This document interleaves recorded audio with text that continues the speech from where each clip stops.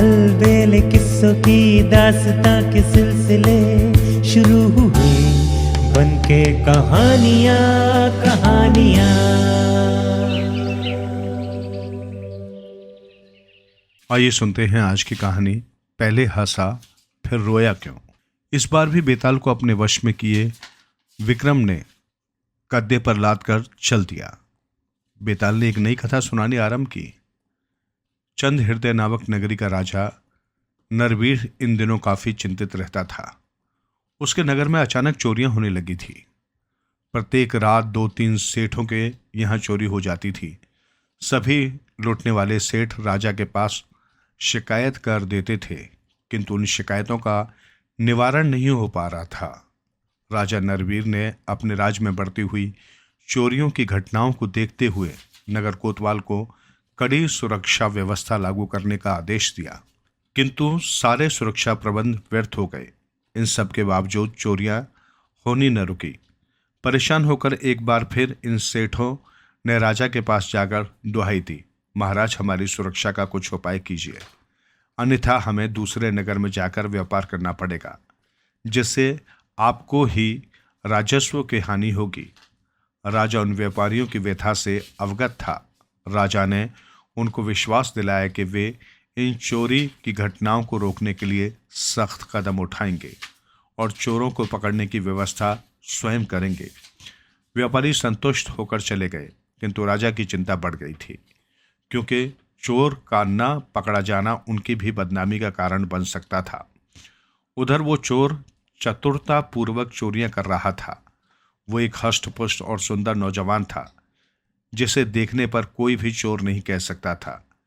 इस कारण भी वो सिपाहियों की पकड़ में नहीं आ रहा था। अगली रात वो चोर नगर के सेठ धर्मराज के घर चोरी करने गया। वहां उसकी दृष्टि सेठ की पुत्री शोभानी पर पड़ी। सुंदर कन्या को देखते ही वो उस पर मोहित हो गया। शोभानी की भी उस पर दृष्टि पड़ गई। उसे भी चोर भाग गया। उसने शर्माते हुए पूछा, तुम कौन हो और यहाँ क्या करने आए हो? मैं एक चोर हूँ और यहाँ चोरी करने आया था। शोभानी ने समझा कि वो हृदय को चुराने की बात कर रहा है, इसलिए लाजते हुए मुस्कुरा दी। चोर ने अगली रात पुनः आने का वचन दिया और चला गया। अब वे दोनों रोज रात को मिला करते। चोर पहले शोभानी से मिलता, फिर चोरी करने चला जाता।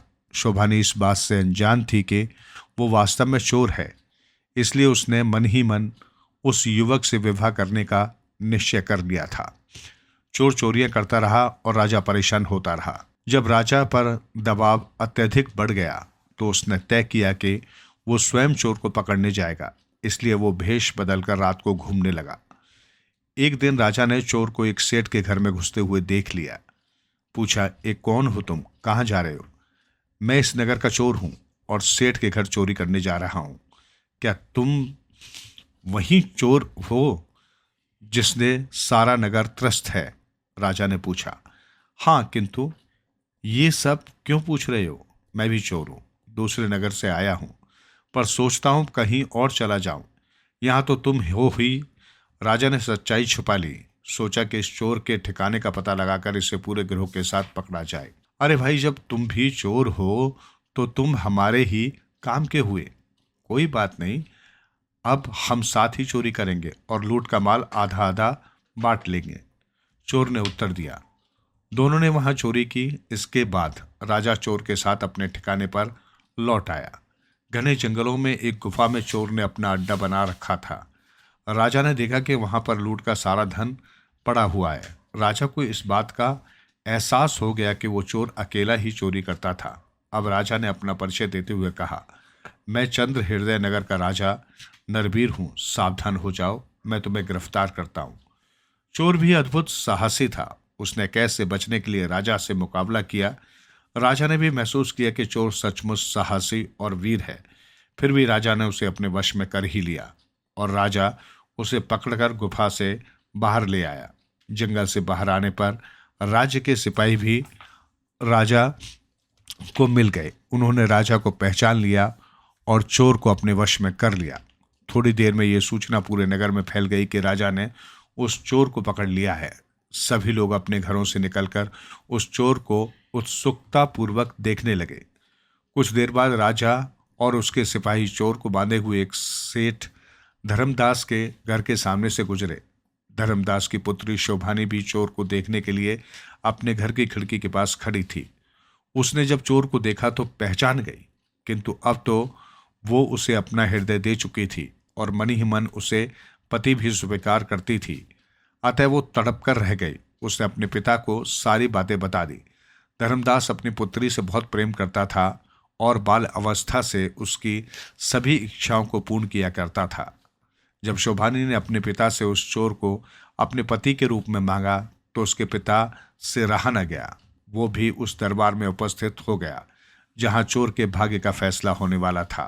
दरबार में मौजूद सभी सेठ और व्यापारी चोर को मृत्यु दंड देने के लिए कह रहे थे। राजा भी अपने मंत्रिमंडल से विचार विमर्श कर रहा था कि चोर को क्या दंड दिया जाए। तभी सेठ धर्मदास ने कहा, महाराज कृपया इस चोर को मृत्युदंड न देकर अर्थदंड दें। आप इस पर जितना भी अर्थदंड लगाएंगे उसमें भरने को तैयार हूं। राजा, दरबारीगण तथा दरबार में उपस्थित सभी सेठ और व्यापारी धर्मदास की बात सुनकर आश्चर्यचकित थे। राजा ने जब इसका कारण जानना चाहा तो धर्मदास ने बता दिया कि उसकी पुत्री चोर से प्रेम करती है तथा इससे विवाह करना चाहती है, परंतु राजा ने धर्मदास का अनुरोध स्वीकार नहीं किया और चोर के लिए मृत्युदंड की घोषणा कर दी।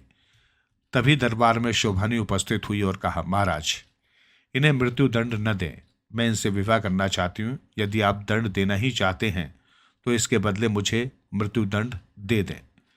हम तुम्हारी भावनाओं का सम्मान करते हैं, किंतु दंड विधान यही कहता है कि जिसने अपराध किया है सजा उसे ही मिलनी चाहिए, अतः इसका मृत्युदंड तो अटल है, राजा ने कहा। राजा की आज्ञा के बाद चोर को फांसी स्थल पर ले जाया गया। जब चोर को फांसी दी जाने लगी तो शोभानी ने चोर से कहा, मैं तुमसे बहुत प्रेम करती हूँ और तुम्हारे बिना जिंदा नहीं रह सकती। तुम्हारी मृत्यु के बाद मैं तुम्हारे साथ ही चिता में सती हो जाऊंगी, ये मेरा प्रण है। शोभानी की बात पर चोर को हंसी आ गई। फिर न जाने अचानक क्या हुआ कि वो जोर जोर से रोने लगा। चोर को फांसी दे दी गई। उसकी मृत्यु के बाद उसके अंतिम संस्कार की तैयारी हुई। चिता सजाई गई। अपने प्रण के अनुसार शोभानी भी सती होने के लिए उसकी चिता पर बैठ गई। चिता को अग्नि देने की तैयारी हो रही थी कि तभी देवी माँ प्रकट होकर बोली, बेटी तू महान है, तूने जता दिया कि सच्चा प्रेम क्या होता है। बोल तेरी क्या इच्छा है, आज तेरी हर इच्छा पूर्ण होगी।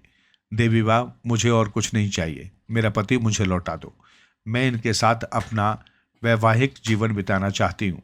देवी माँ ने शोभानी की मनोकामना पूर्ण कर दी। चोर जीवित हो गया और नया जीवन पाकर प्रसन्न हुआ। शेष जीवन उसने शोभानी के साथ ईमानदारी और परिश्रम से बिताया।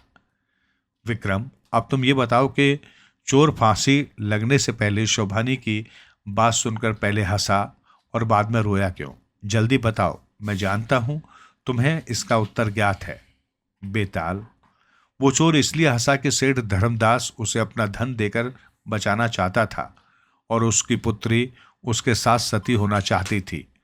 वो सोच रहा था कि ये दोनों उसके लगते ही क्या हैं, और रोया इसलिए कि उसे अफसोस हुआ कि शोभानी से सच्चा प्रेम किया किंतु उसे विवाह नहीं कर पा रहा।